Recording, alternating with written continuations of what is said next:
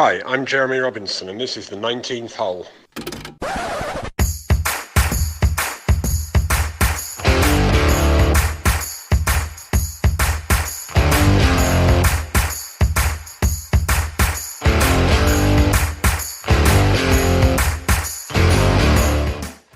Welcome to the 19th hole, Black Star's new podcast presented by Glowl.uk. Along with our existing social media channels, we're now delighted to be doing a fortnightly podcast. Through my years of being involved in golf, both competing and with Black Star, I've met some great people, not only from the playing and coaching side of the game, but also from the business side of the game. During this podcast, I know we'll have some fun and our guests discussing the ups and downs of golf. Today, I'm delighted to welcome a longtime friend of mine, David Lynn. Dave's an ex-PGA Tour player and a two-time winner on the DP World Tour. He actually originates from Stoke, but now resides in Hull. Incorrect. Wigan. I'm sorry, Dave. I'm incorrect already. Anyway, so welcome, Dave, and thanks for upsetting the apple cart already. But thanks a lot for joining. Have you got a pen handy, by the way? Say again. You got a pen handy? Just Yes. write down these numbers. What? I'll do my sort code first. Okay.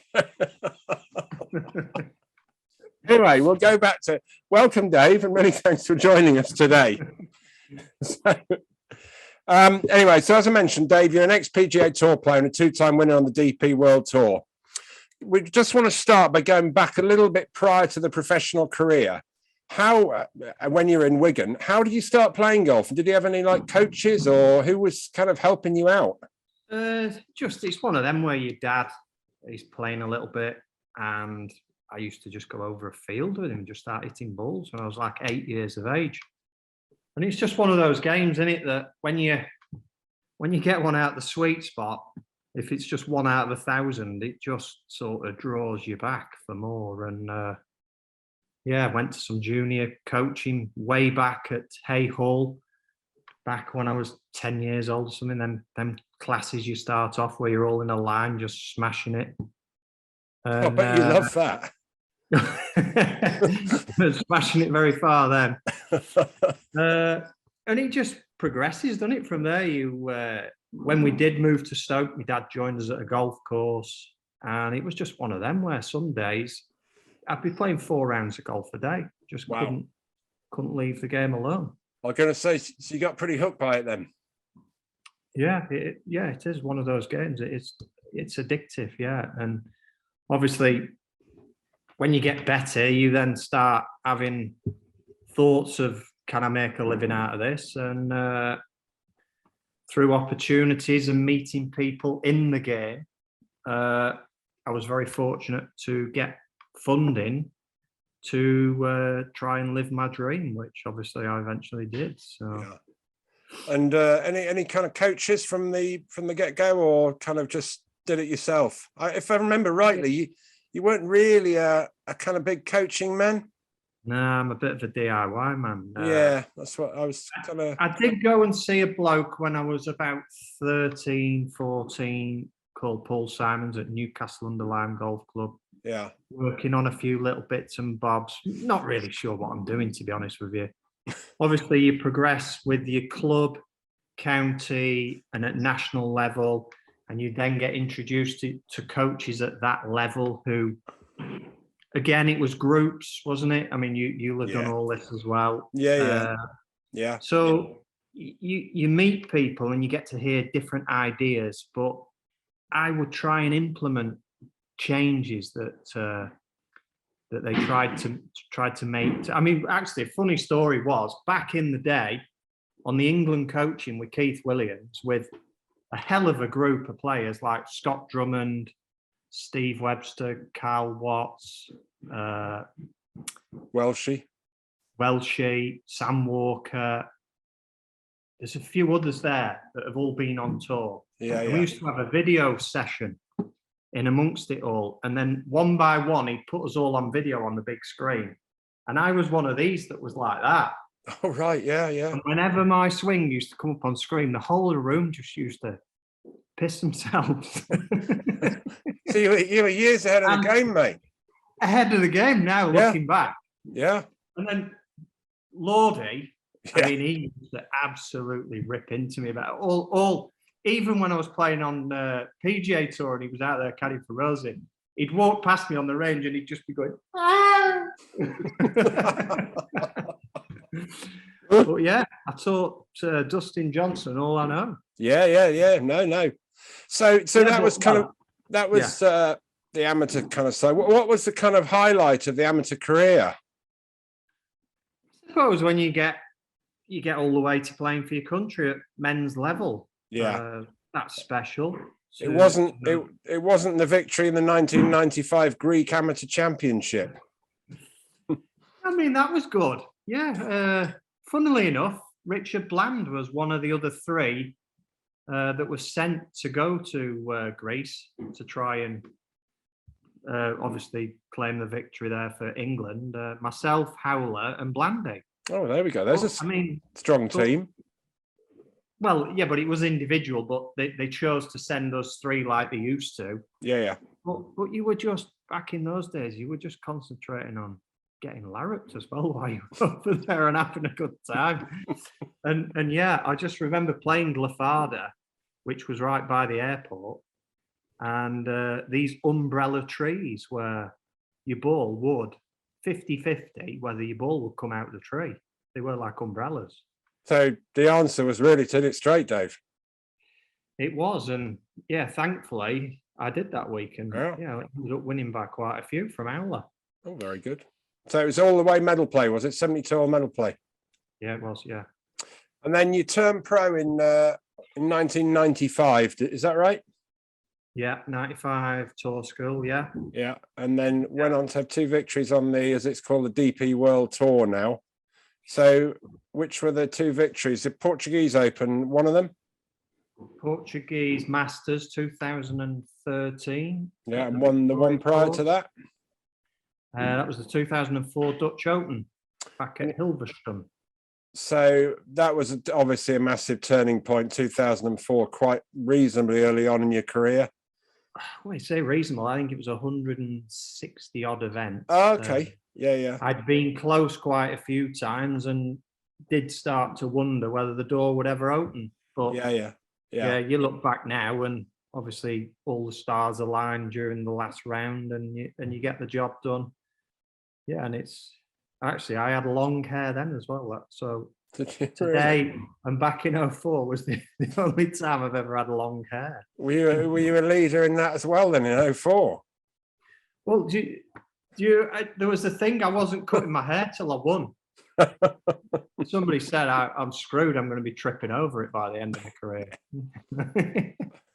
As you say, it's like, you play quite a few events, as we've all done, and people, play, and you just need a bit of luck at the right time, don't you?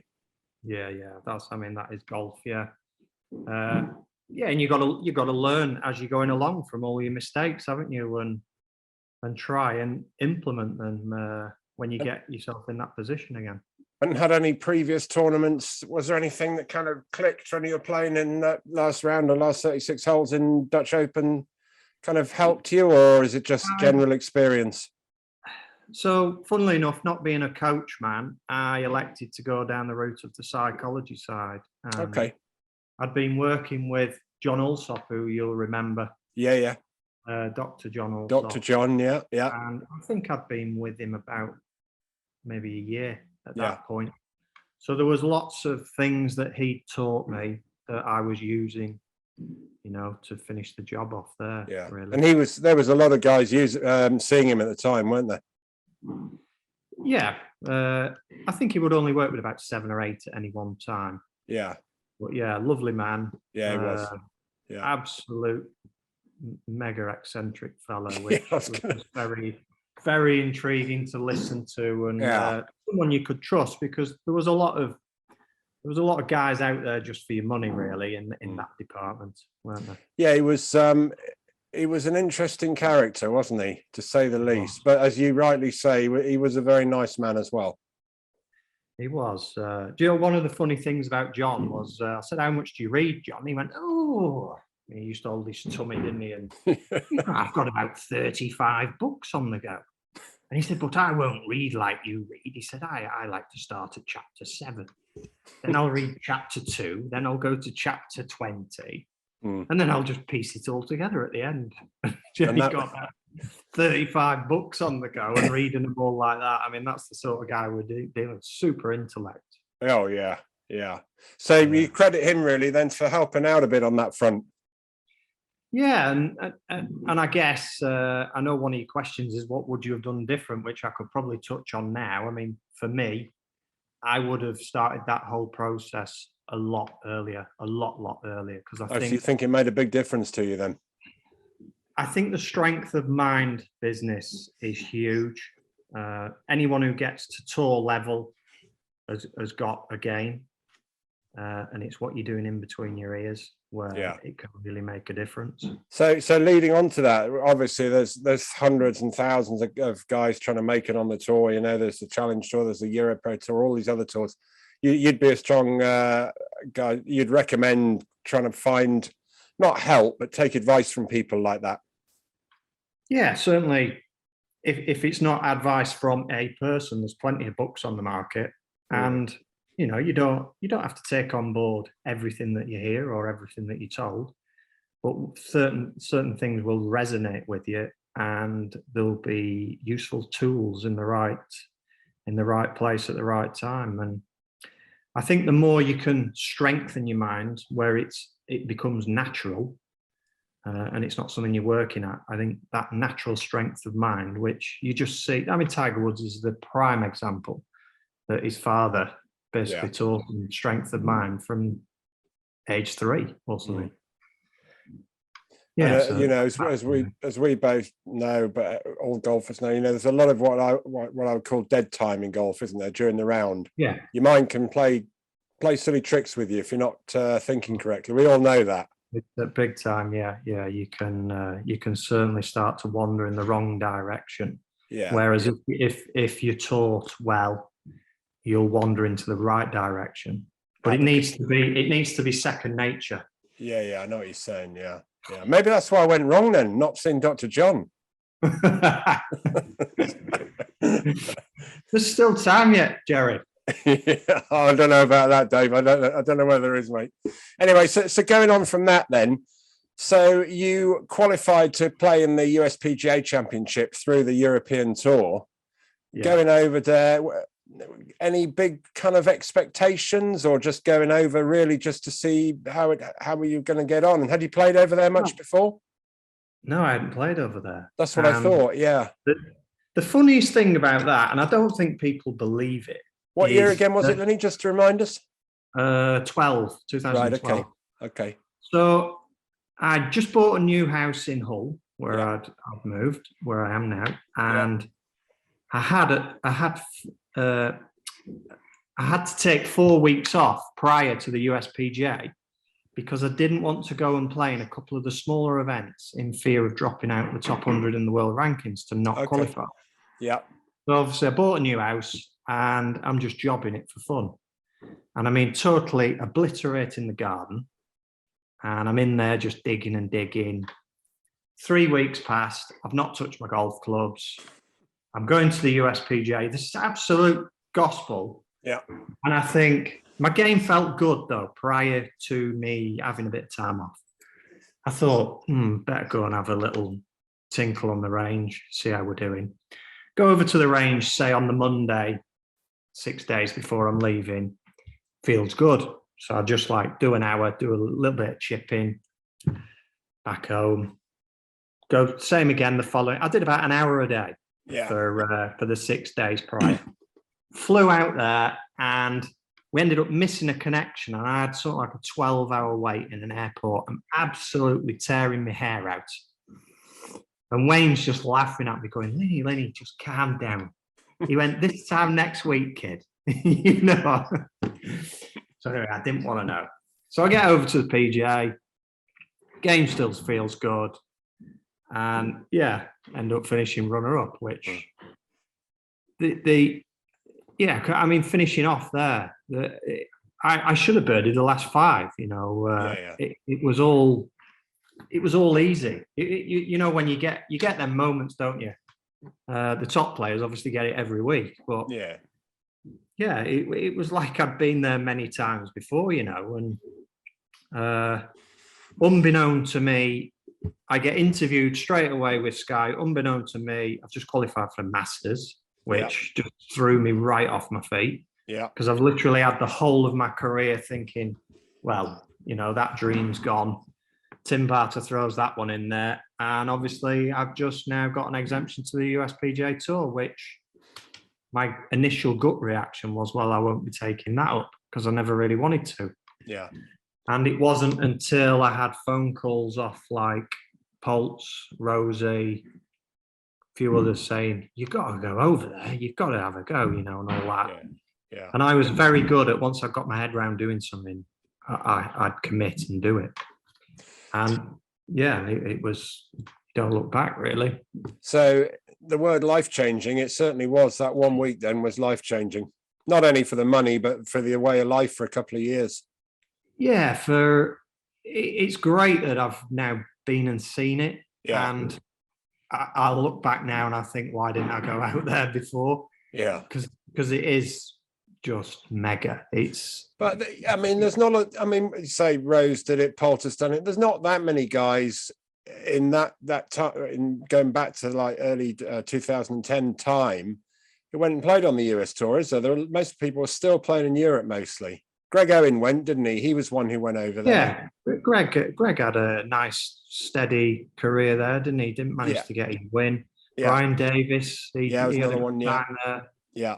It is different, and it does take some acclimatizing. But the way I am, I mean, I like to have a laugh, and but I like to be entertained. It just suited me. It was like that one year, 2013, where I went and I committed.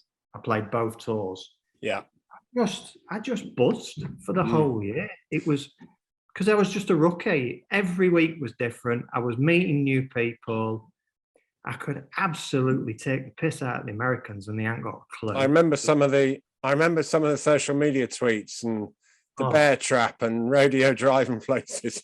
Yeah, I mean they thought I was crackers. And there's a few lads over there who get it, and they are good fun. But the rest of the time, they are a different bunch of people, but nice people. Yeah, I very naively thought that I didn't like America and I didn't like Americans, and how wrong I was on both levels. Yeah. Yeah. So 2013 was the closest to winning on the PGA Tour. So just tell us about the Wells Fargo, lost in a playoff to a man who's not a household name. Could you remind us who he is? Yeah, Derek Ernst. Oh yeah, Derek. Yeah. So anyway, so tell us about Wells Fargo. You know what? Could you have won? Should you have won? Do you think, in looking back? Well, yeah. What he did. The last hole there is quite a tough hole, and I was playing with him and Westwood in the final. We were a few groups in front, but that was our for the final round. And Ernest hit a drive and a 3-iron to 6 foot and boxed it for a birdie to draw even with me. Right. So if it weren't for those 3 shots at the last, I'd be sitting here as a PGA Tour winner. And I have to say, it is probably the most sickening, looking back, how close I was, but how far away. Yeah. Amazing to do it again so early on, being out there. Because there's one thing you do get for sure is you get a lot of, not so much players, but caddies will be like, oh, he won't survive out here, and they love to say that, because Wayne had told me quite a few blokes, caddies, who had said, oh, you'll just fall on the wayside like they all do. And, so it was nice to put in a good account of myself, quite early on. I'd actually finished 4th at the Honda. Right. Which is where the bear trap is. Yeah. When I was planking in the arms there. And I mean, that's that in fact, and played with Tiger Woods at the Honda for the first time as well. So, oh, wow. Yeah. So I made a good account of myself, really, starting out. Yeah. Was that the only time you played with him? Yeah. Round 3 or round 4? Round 3.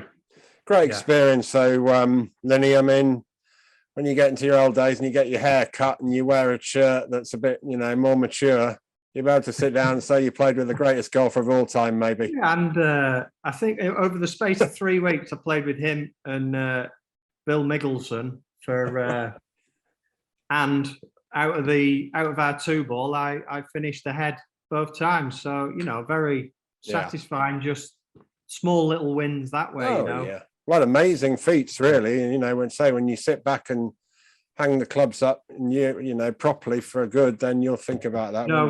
First hole playing with Mickelson, he's hit it just through the green, and he's got a bit of a tricky little chip. And I'm nudging Wayne, and I'm going, here we go. Say we the old Mickelson specialist short game. Here we go. Yeah, full duff.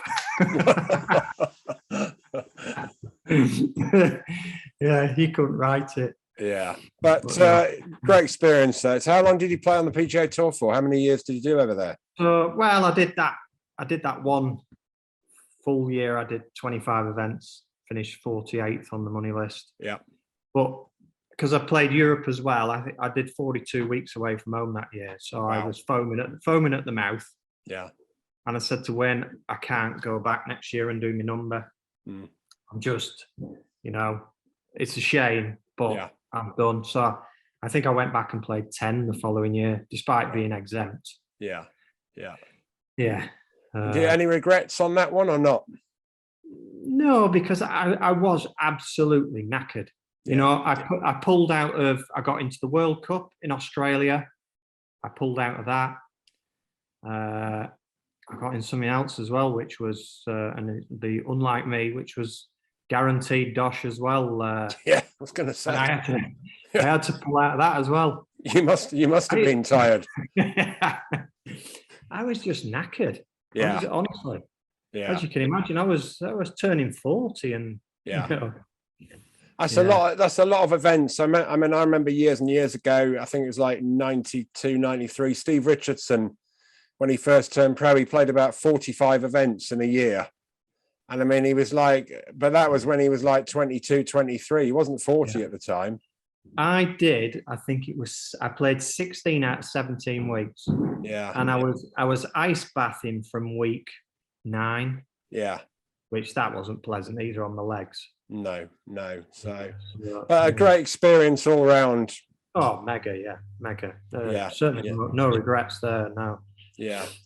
So looking back on it then, so that was kind of the start, the beginning of the end, not beginning of the end in a bad way, but the end of the career as it is so far? Yeah, well, it was coming anyway. I'd been threatening to do it. And I think America gave me Wayne thinks I would have finished at the end of 2012 if it weren't for the USPGA, and he's probably right. So America gave me the buzz. Like I say, I had a whole year where it was just mega, just great experiences. I think that you kind of know when you're losing the appetite for it, don't you? You kind of know. Well, there's 2 ways of playing golf. You can play stressful golf and frustrating golf. Frustrating golf being you're hitting a lot of greens, giving yourself a lot of chances, and you're missing a lot of putts. Stressful golf is you're missing a lot of greens and you're doing a lot of scrambling. I felt I was playing stressful golf. I had a fantastic short game, so yes, I could cope and still make something of my year. But in terms of how hard you're working, doubly hard. Yeah, aren't you? So you know what I mean. Well, I just think you're in not injuries. I had a bad back. I finished pretty much playing when I was 36, but I felt as though, not that I had the career you did, but I felt as though I couldn't practice enough to justify it. Where there's other people were so much younger, practicing all the time, and I couldn't practice because of my back. Yeah. And ironically, the thing that flared my back up was practicing my putting.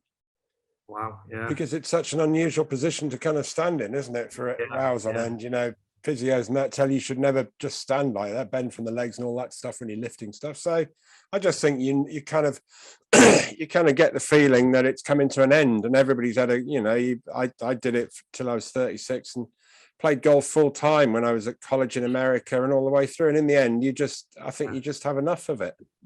Well, you never lose the love. You never lose the love for the game. I don't think. Well, most people don't. I certainly haven't done.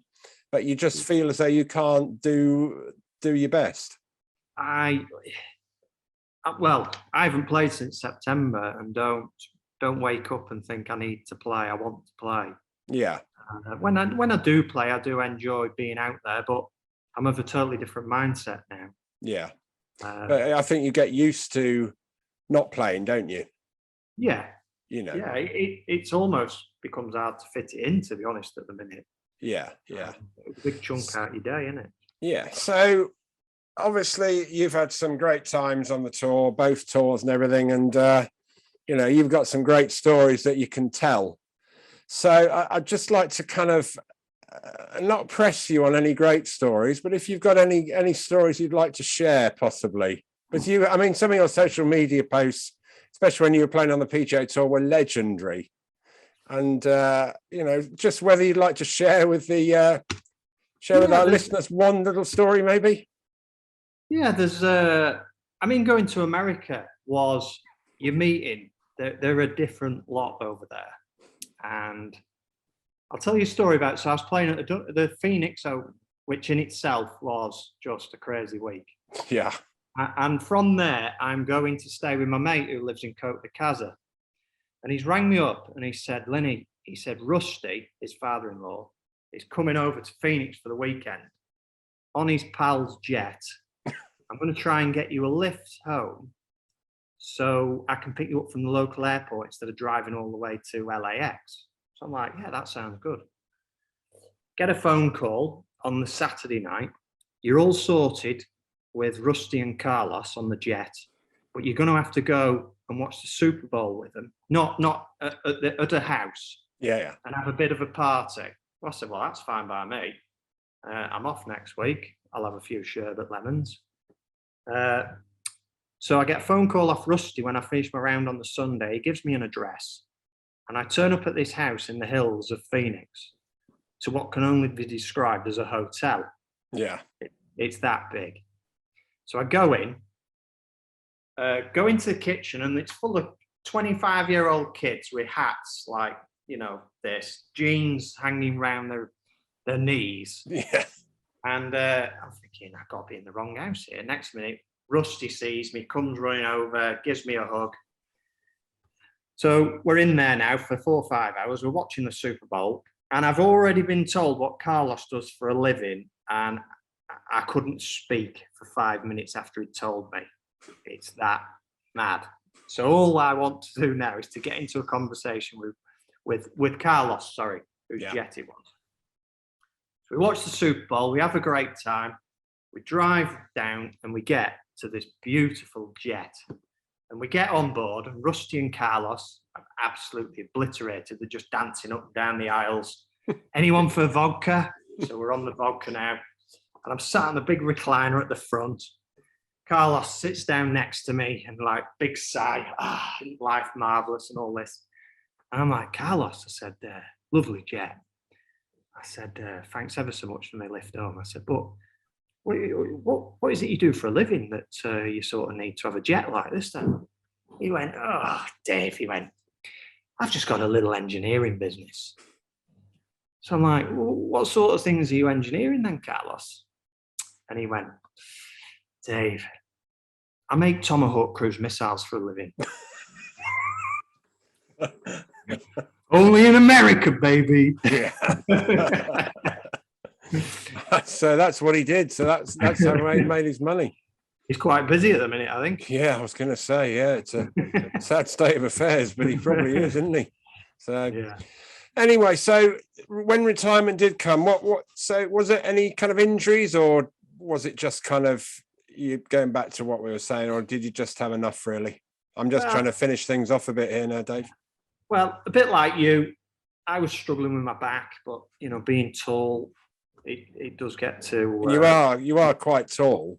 Yeah.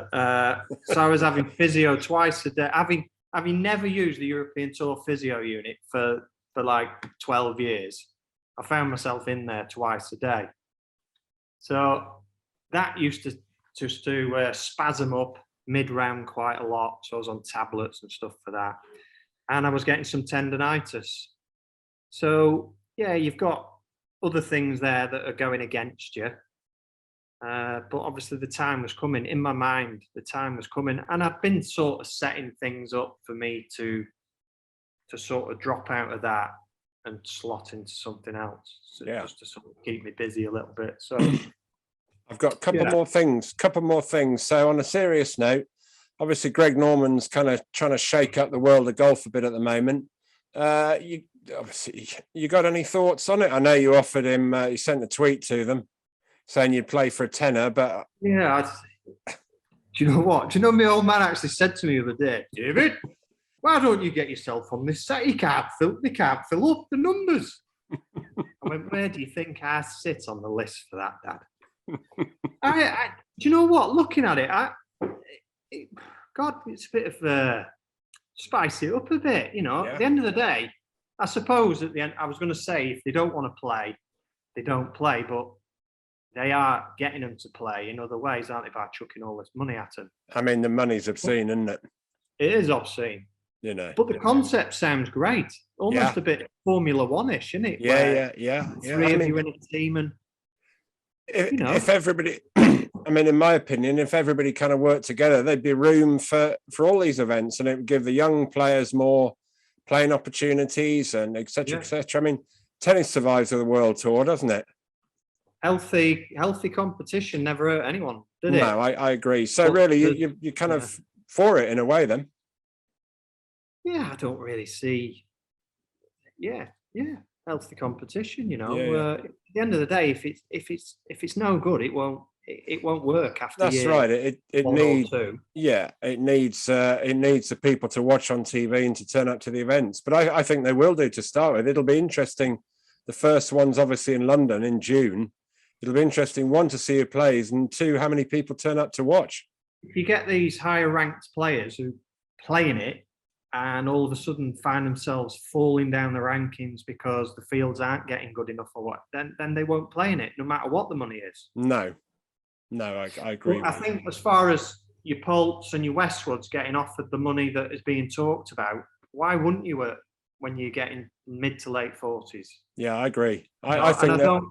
I don't think they should be threatening them with Ryder Cup captain legacies because they choose to go and do that. You should be allowed to go and play where you want.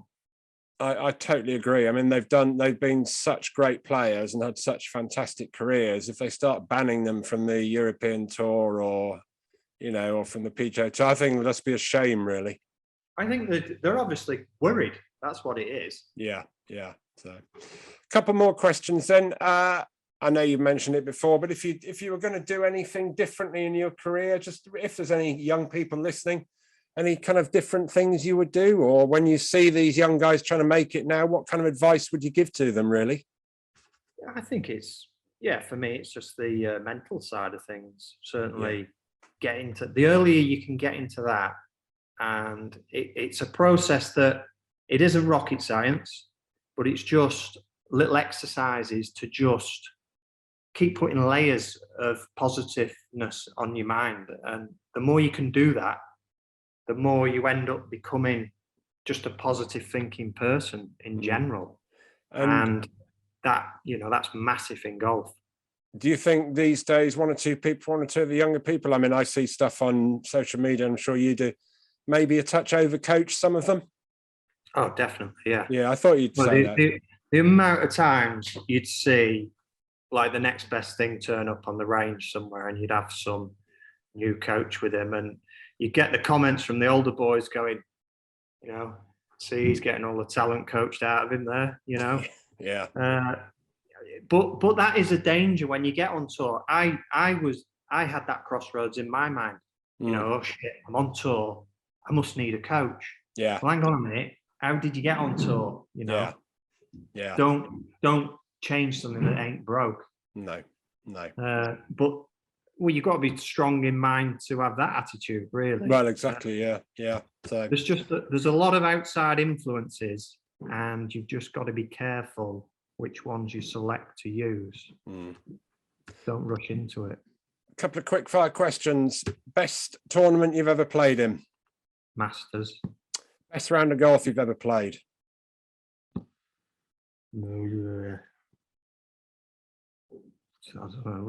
Probably a pro-am shooting 60. Best player you've seen play on a with at a tournament? Best round of golf, really, then, I'd say. Best golf I've ever seen, Colin Montgomery. Generally, or just in one round? Well, no, just a particular weekend in Madrid. Right. Yeah. Phenomenal golf. Great player when he was in his prime, wasn't he? Yeah. I always used to think his distance control with his iron play was unbelievable. You know. I was just thinking, you could be the new Michael Parkinson. Yeah, right. He'll be clipping this out, trust me. So we're ready, okay? Okay, take two. So, Dave, it's been very, very interesting speaking to you and getting your knowledge and wisdom for young people and your views on the way the game's going in the future. But finally, the next guest we've got on here is a guy we both know very well. He's a two-time Ryder Cup player and an ex-PGA champion, Paul Way. So if you're in my position when I start interviewing Way and talking to him, what would be your first question to him, if you don't mind me asking you? I'd probably lighten the mood and I'd go straight for the why he called Way. Yeah. I've heard a couple of reasons as to why he's called Way. Now keep this clean. One of them, well, the female version of why he's called Way is when a new girlfriend of his years and years ago, when he first got naked with her, she went, "Wow, that's way smaller than what I thought it was going to be." And the other one is obviously on the golf course when he used to hit his driver, and I think the marshals used to go and point and go, "That's way over there." So is that the reason he got his nickname? No, that's your question. That's the question. That's your question. Where did the nickname come from? Yeah, I'll be sure to ask him. So anyway, Dave, well, thanks very much. And we will see you, or I'll see you on, if not before, on June the 29th, when you're going to be dusting the sticks down and coming to play at Blackwell in the seniors pro-am there, supporting the Grace Kelly Children's Trust. So we thank you very much for coming to do that, and look forward to seeing you there, Dave. So again, thanks very much, mate, for coming on, and we'll catch up soon. Cheers, Jerry. Okay, thanks, Dave. Ta-da. Bye-bye.